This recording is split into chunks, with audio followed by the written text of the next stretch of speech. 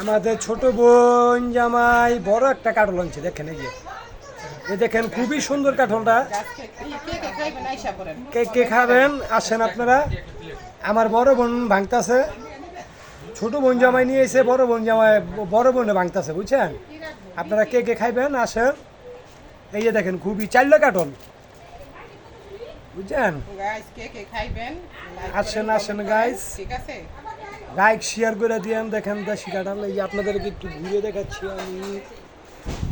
কাঁঠালটা একটু ঘুরাও তো। হ্যাঁ এই যে ভাঙছে দেখেন, এই যে খুবই সুন্দর। এই যে কাঁঠালের পোয়াটা দেখেন আপনারা,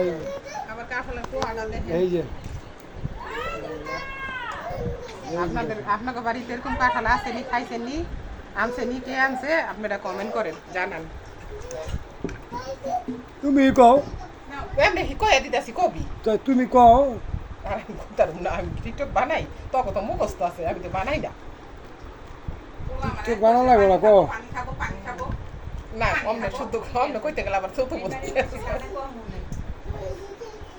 কাঁঠালটা রে সেই কাঁঠাল একটা, সেই স্বাদ। হ্যাঁ সেই স্বাদ কাঁঠাল, এটা খুবই সুন্দর কাঁঠালটা, দেখছেন?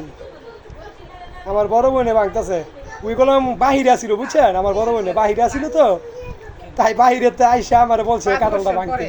5 বছর পরে আইসে, আইসা বলছে আমার কাঁঠালটা ভাঙেন, ভাঙ তুই। আমি কিছু না, আমি ভাঙতে পারি না কাঁঠাল, ওরা দিয়ে কি ভাঙে? ইচ্ছা করে আপুরে দা ভাঙামু তাই। ওর হাতে কসবুরু, আমি সেটা চাইছি, বুঝছেন? এই তো এই যে দেখেন, পারেন আমার ভাই। ওর হাতে কসবর প্রতীক্ষা, আমার হাতে কসবর প্রতীক্ষা, আপনারা মনে করেন আমি ভাঙ্গি নাই, বুঝছেন?